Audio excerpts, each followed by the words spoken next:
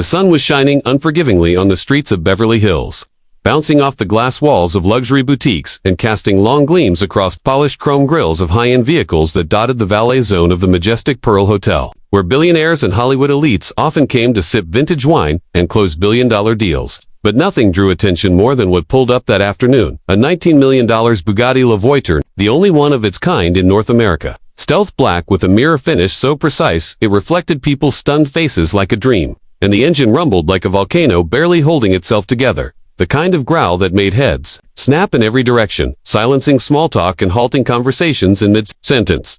As cameras came out from tourists' hands and valets nearly stumbled over each other trying to be the first to open the door. But no one did because the man inside didn't need help. He was Grant Rutherford, tech billionaire, crypto pioneer, software genius turned global icon, known for his savage business moves, and perhaps more famously, his icy temper and obsession with control, especially when it came to his cars. And this one, his Bugatti, was the crown jewel of his empire, a vehicle he referred to as his mistress in interviews, and even had a custom titanium plate installed that read, "Look, don't touch," because as he always said, no fingerprints should ever mark perfection. And as he stepped out of the car that day in a navy blue Tom Ford suit and black Louis Vuitton shades, adjusting his platinum cufflinks, every eye tracked his movements with reverence and fear, because Grant was the kind of man you didn't approach unless summoned. But across the street, unnoticed, was a woman who didn't care much for suits or status.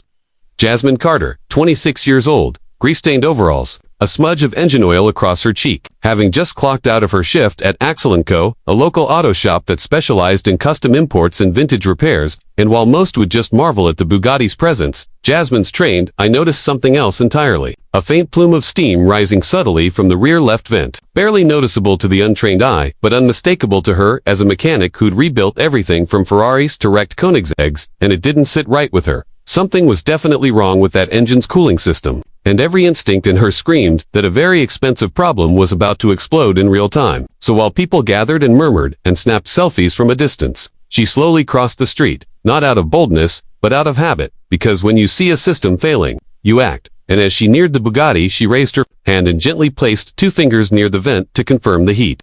That's all she needed. One touch, a second of contact to confirm her suspicion. But before her skin even fully made contact, a voice ripped through the air like a gunshot. "Hey, what the hell do you think you're doing?" And the crowd recoiled as Grant charged forward, his voice echoing like thunder, his face twisted with rage, sunglasses yanked off, and in front of everyone he screamed, "Do you know what this is? Do you even have the faintest idea how much this car costs? This isn't some junkyard Toyota you and your friends mess with in your spare time. This is a $19 million machine and you think you can just touch it." And for a moment, it was as if the world had stopped. Jasmine pulled her hand back, face blank, trying to explain, but he kept going. "People like you don't touch cars like this. You don't get near them, you don't even breathe on them," and the crowd's murmurs turned uneasy. Some people filming, others just watching, but none stepping in as Grant continued. "Security, someone get her out of here before she scratches the finish."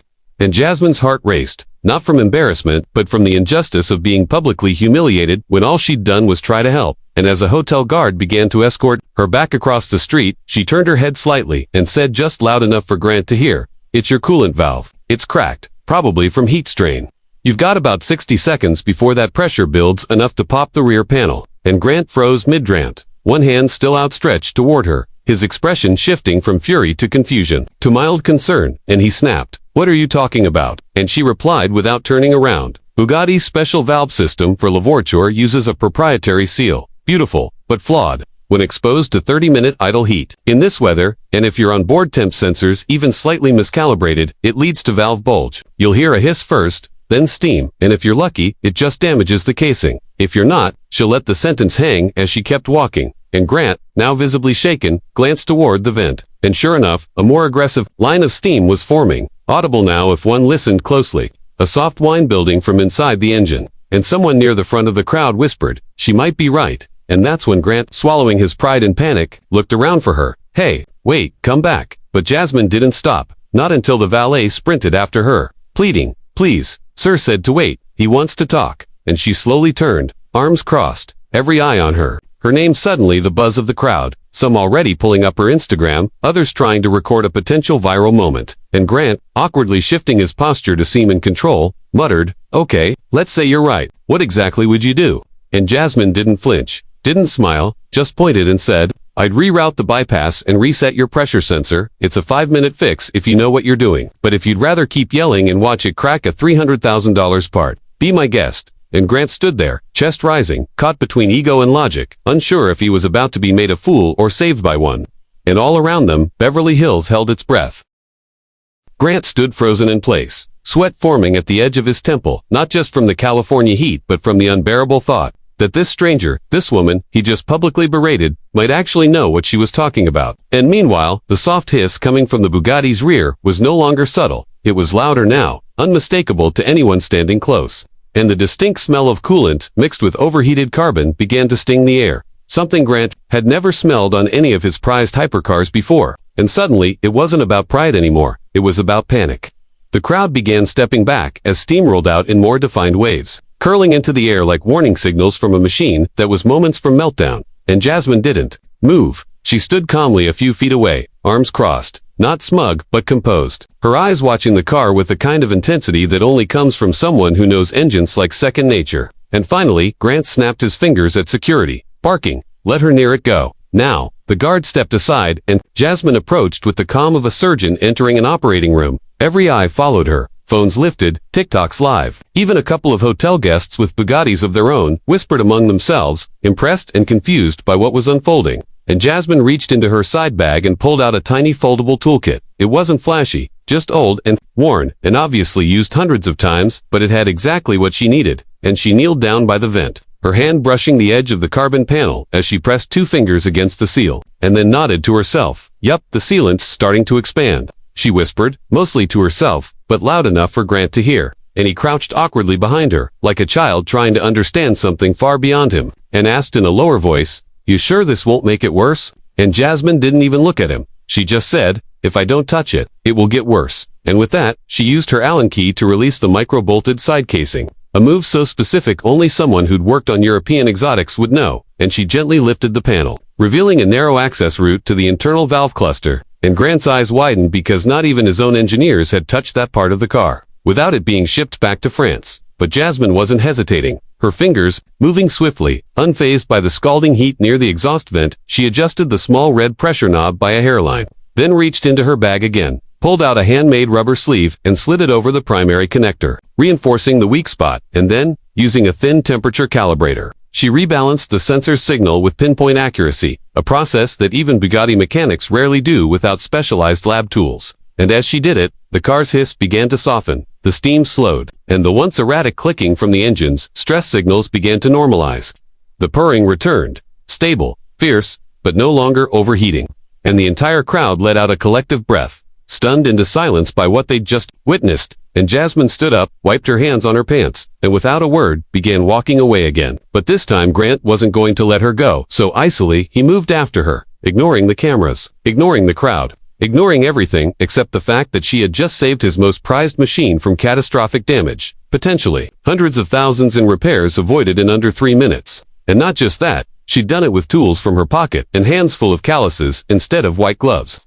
And he called out, "Hey, Jasmine, wait, please," and she turned, slowly, her eyes not angry but cool, expecting a half-hearted thank you or maybe an awkward excuse. But instead, Grant did something no one expected. He walked up to her, extended his hand, and said, "That was incredible. I'm sorry I yelled. Truly, I was wrong." And the words seemed to taste strange coming out of his mouth, but they were real, and the crowd was eating it up, filming every second. Someone even whispered, "This is better than reality TV," and Jasmine, after a pause, shook his hand once, briefly, before letting go and saying, "I wasn't trying to prove anything, I just didn't want your car to blow up." And Grant chuckled nervously, still a bit shaken. "Well, I owe you big time. You ever think about, I don't know, working for a bigger shop?" And Jasmine raised an eyebrow. "You mean one where I get yelled at in public by billionaires?" And the crowd laughed, the moment lightning, and Grant said quickly, "No, I mean, actually, I own a private restoration lab in Santa Monica. We only work on hypercars, F1 tech, experimental builds. You'd have full access, full authority, lead mechanic, you name your price." And Jasmine tilted her head, caught off guard, but also amused. That offer always come after screaming at strangers. And Grant nodded slowly. "Only when they outsmart me and save my car in front of half of Beverly Hills." And for the first time, Jasmine allowed herself a tiny smile, just a flicker, then said, "All right then, but if I do take it, I get to touch every car, and Grant grinned, extending his hand again. Deal. And this time, the handshake held a second longer, solid, a mark of mutual respect. And as people clapped and someone shouted, "Let her drive it," Grant laughed and said, "Maybe next time," while Jasmine shrugged, already walking back toward her shop, not needing to bask in the moment, not needing fame or validation, because real skill speaks for itself. And as news sites picked up the video within the hour, headlines exploded. Mechanic saves $19 million, Bugatti from disaster. CEO yells, gets humbled, she fixed it with a pocket tool. And while the internet debated whether it was staged or real, Jasmine was back at work, the next day, elbow deep in the engine of a busted McLaren, humming to herself, not thinking of fame or job offers, just engines, while across town in his glass office overlooking the coast. Grant stared at the footage of that day over and over. The moment he realized someone from a world he barely acknowledged had just become the most important name in his contact list, and it would be weeks later that Jasmine would finally show up at the Santa Monica lab, clipboard in hand, boots dusty, hair tied back, and with a confident grin say, "So, where's the engine that needs me?" And just like that, the woman once yelled at for touching a Bugatti became the only person Grant Rutherford ever trusted to fix one.